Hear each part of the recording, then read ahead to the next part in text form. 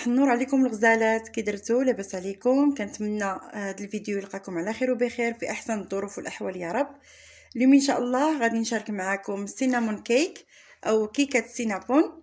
كتجي زوينه صراحه، المذاق ديال القرفه كيجي طاغي فيها، رائعه رائعه. بالنسبه لعشاق القرفه غادي تعجبهم هذه الكيكه هذه.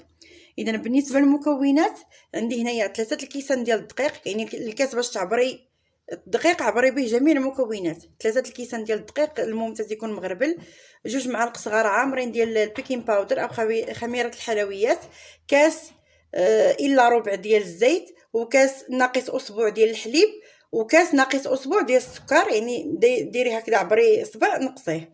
3 ديال البيضات كبار بدرجه حراره المطبخ، ياغورت فاني او ياغورت طبيعي اللي متوفر عندك، معلقه صغيره ديال بودره الفاني ولا ساشي فاني، وقبيصه ديال الملح انا دايرها هنايا. وبالنسبه للحشو عندي هنايا 4 معالق كبار ديال السكر ابيض، ولا كان متوفر عندكم سكر اسمر ما احسن، ما كانش متوفر صافي ماشي مشكل، ومعلقه كبيره ديال القرفه. ولا بغيتو تكون يعني اللون شويه مجهد غادي تزيدوا 1 معلقه صغيره مع عمراش ديال بودره الكاكاو، هذه الا بغيتوها. انا تنفضل غير السكر والقرفه تيجي زوين. هادو هما المكونات. اذا ندوزو على بركه الله للطريقه ديال التحضير.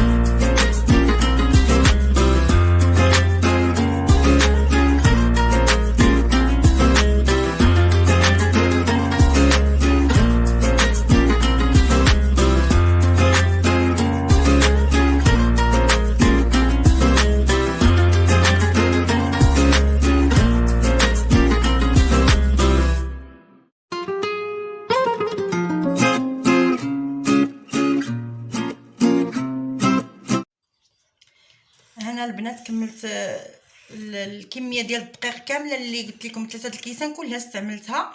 هانتوما تيجي الخليط ديال الكيك على هذا الشكل هكذا، يكون شويه ثقيل باش يقدر يستحمل لينا هذا الحشو اللي غادي نستعمل. غادي نتاكد بان كلشي تخلط مزيان. صافي بسم الله.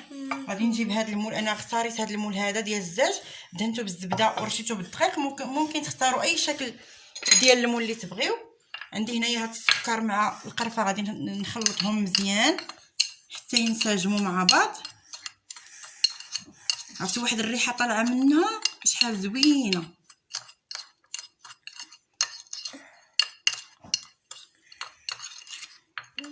صافي اذا بسم الله. غادي نجيب نوزع هنايا النصف ديال الخليط.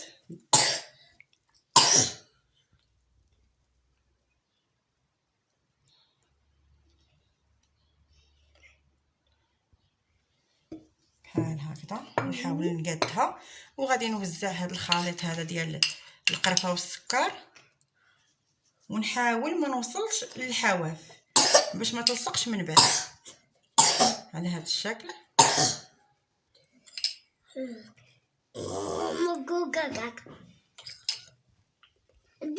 هانتوما هنا وزعت الخليط ديال القرفه والسكر. بسم الله. دابا غادي نوزع الخليط ديال الكيك اللي باقي ليا. نبدا من الاطراف هكذا وعاد ندوز للوسط.